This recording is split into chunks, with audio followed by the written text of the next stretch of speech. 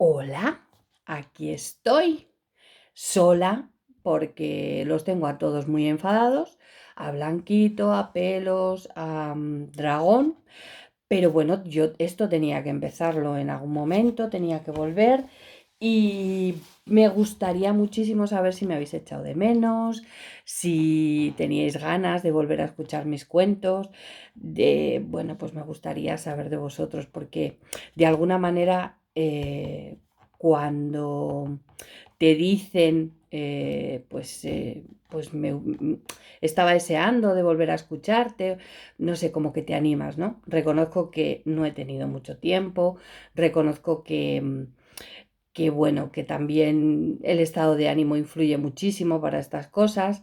Bueno, reconozco muchas cosas, pero no me quiero liar y lo que sí os quiero decir es que espero volver a tomarlo con la asiduidad que lo tomaba y bueno, que aquí estoy con este cuento.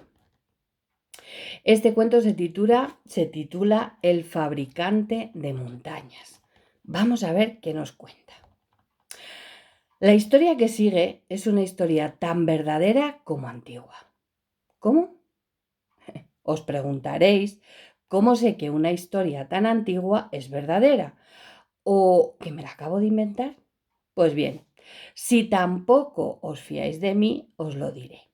La historia la encontré en la biblioteca del sabio Frestón, que como bien sabéis, no contiene nada que no sea verdadero. Dudar de mi historia sería como dudar de que el hombre ha llegado a la luna, o qué sé yo, como si dijerais que 2 más 2 no son 4, sino 5 o 6. Por lo tanto, dudar de mi palabra sería como si reconocierais vosotros mismos que sois unos tontos ignorantes. Como decía, me encontraba yo en la biblioteca de este ilustre encantador y estaba un tantito aburrido, ya que, como imaginabais, la mayor parte de los hechizos que figuran en sus volúmenes tratan acerca de la manera de convertir en oro el plomo, o la tierra, o el aire, o qué sé yo. Así que aburrido me puse a curiosear en un grueso volumen de historias, todas ellas verdaderas, como he dicho, donde encontré la auténtica historia de los fabricantes de montañas. La historia comienza antes, mucho antes de que los geógrafos cosieran los extremos de los discos que fue la Tierra para formar la extraña pelota en la que vivimos hoy. En aquella época no era muy extraño toparse con fantásticas criaturas, unicornios, olifantes, dragones y, por supuesto, los más extraordinarias y grandiosas de todos, los gigantes. Los gigantes son como tú y como yo, pero claro está, multiplicando las proporciones por 100 o por 1000. Si alzan un brazo, cubren el sol. Si dan un paso, saltan el mar. Si se les cae un pelo, un enorme tronco cae del cielo. Y cuando se sacuden la caspa, una luz cubre los valles vecinos. Aparte de eso, como yo, aunque para ellos comerse un buey es un tentempié, y al echarse un trago vacían un pantano. Aparte de eso, insisto, como tú y como yo. Por supuesto que el enorme tamaño que tenían les hacía dignos de respeto y consideración. Y cuando una persona o cualquier otro bicho les veía recortados contra el horizonte, como si fueran gigantescas montañas en movimiento, corrían a esconderse. Una sabia precaución, pues aunque no se conocen ataques de gigantes a personas, nunca se sabe uno si en un descuido podrían acabar como aperitivo en una merienda de gigantes. Pero en fin, aquellos gigantes en concreto se mostraban pacíficos y tranquilos. Las pequeñas disputas con sus vecinos se debían a ruidos, por los bozarrones de los gigantes o pisotones. Un pisotón de un gigante podía aplastar pueblos enteros. Cualquiera se atrevía a enojarse con los gigantes. Con todas las criaturas inteligentes que han existido, los gigantes trabajaban por vivir. Y si pensamos que merendaban bueyes y bebían pantanos enteros, ya imaginaremos que su trabajo debía de ser monumental, enorme, colosal. Y así era. Fabrican desde montañas. ¿Y a quién le podía interesar? Os preguntaréis, ¿una montaña o una cordillera? ¿Quién iba a comprar semejante cosa? Sin duda os creeréis muy listos, porque vosotros jamás compraríais algo así. Pero listillos, los reyes que en aquel entonces construían los países tenían mucho interés en adquirir montes y montañas, lagos, ríos, llanuras y valles. ¿No veis que aún estaba todo por hacer? En efecto, bajo el encargo de tal o cual rey, Raja, emperador o mandarín, los gigantes construían colinas, montes, montañas o cordilleras enteras. Para crear las montañas, golpeaban rítmicamente con enormes martillos las mismísimas entrañas de la tierra, produciendo frecuentes terremotos. Por ello, los vecinos de los gigantes no construían casas, sino que vivían bajo los árboles. Y no olvidéis además sus terribles pisotones. Una vez hechas sus montañas, las arrastraban por toda la faz de la tierra hasta llevarlas a su destino, tan lentamente como se desplazaban los glaciares. A veces sucedía que cuando los gigantes llegaban para instalar sus montañas, los herederos de quien las habían encargado no sabían nada del encargo. Entonces se llevaban un susto monumental cuando de un día para otro el campo de fútbol que habían cuidado con tanto esmero aparecía en lo alto un pico o más de 3000 alturas como mínimo. Pero los ambiciosos reyes que vivían en la vecindad envidiaban la gran riqueza que acumulaban los gigantes tras tantos encargos. Podéis imaginar que crear una montaña de nada, pues no es barato, no. 3 monarcas fueron los insensatos que trataron de conquistar el reino de los gigantes. El primer rey fue de Aragón, que al frente de sus tropas trató de alcanzar aquellas altas cimas.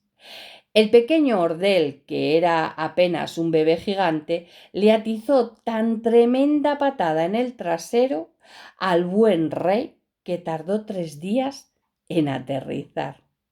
3 días. Su trasero quedó para siempre aplanado por el golpe e impedido así para la guerra. ¿Habéis visto que un rey vaya a la guerra sin caballo? Tuvo que dedicarse pues a otros menesteres y llegó a ser un rey sabio, bueno y pacífico. El segundo que lo intentó fue el rey de Francia, con sus caballeros, pues pensaba que esclavizando a los gigantes, estos formarían parte de su ejército. Subió a un otero, trepó un cerro, escaló una montaña, alzó el collado y cuando clavó su bandera en la más alta montaña, se dio cuenta de que era una nariz. En concreto, una nariz de gigante. El gigante que había sido interrumpido en su siesta, con solo un chasquido le arrojó a un manantial que alimentaba un barranco que desembocaba en un riachuelo que daba a un río que moría en el mar.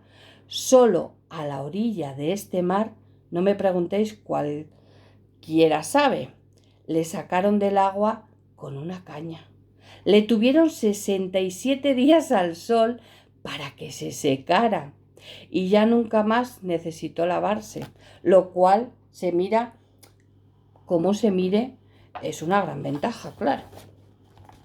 El tercer infeliz que trató de hacerse con el reino de los gigantes fue el califa moro Miramaramolín, que a lo largo de su vida había conquistado fértiles llanuras, desiertos devastados y hasta mares y riberas. Para completar su colección de reinos del mundo, solo le faltaba el de los gigantes. Tomó pues la decisión de conquistar el reino de nuestros gigantes y a ellos se lanzó con un ejército de 1000 camellos. Con gran ímpetu atravesó las fronteras, tomó los valles y se adentró en la capital de los gigantes. Pero Vicentín el malandrín, un niño gigante, conviene saber que la talla de Vicentín no era menor de la de 4 ballenas haciendo el pino una encima de otra.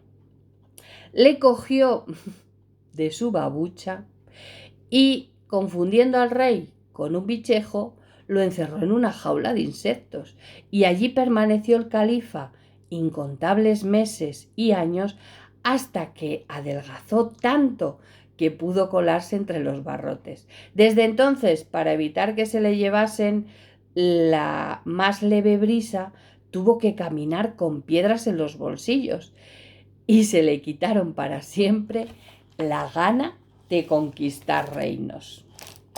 Tras esta última intentona, la gente empezó a perder interés por los gigantes y sus montañas, y ya apenas se les veía empujando con esfuerzo titánico sus montes. No es que los gigantes les hubieran asustado particularmente estos feroces asaltos, ni mucho menos, pero parecía que habían acabado los viejos tiempos en que los monarcas le encargaban impresionantes cordilleras para cercar remotos reinos. Ahora los reyes preferían amplias llanuras y hermosos valles.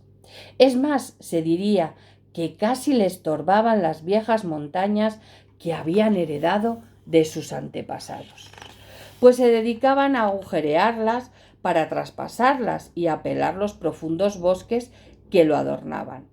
¿Con qué fin? Eso era algo que los gigantes pues no podían ni imaginar. Lo cierto era que el despacho del capataz ya no se acumulaban los pedidos como antaño. Parecía que el tiempo de los gigantes hubiese acabado. Ellos, que nada sabían, se acostumbraron a dormir su siesta de siglos, y si os fijáis bien veréis que como destacan sus miembros y perfiles bajo las blancas sábanas de nieve en las cumbres, aunque algunos pobres ignorantes os digan que no son más que vulgares cordilleras o montes, sabréis que se trata nada menos que de los adormecidos gigantes. Si alguna vez tú y tus amigos lográis reunir el fabuloso precio de una cordillera, tal vez, pues los gigantes son caprichosos, se despierten y en un par de milenios os fabriquen para vosotros solos una estupenda montaña para que os perdáis en ella. Y esta es la historia poco conocida de los fabricantes de montañas, pero la biblioteca del sabio Frestón contiene muchísimas más historias y quién sabe si un día os contaré otra de propina. Y colorín colorado, pues este cuento se ha acabado. Qué bonito, ¿no? Saber quién construía esas cordilleras y esas montañas, los gigantes, y que están ahí dormidos, ¿eh? Bueno, espero que os haya gustado. A mí me ha encantado. Ha sido un poquito largo, pero bueno, yo creo que se merecía, ¿no? El retorno se merecía un cuento largo.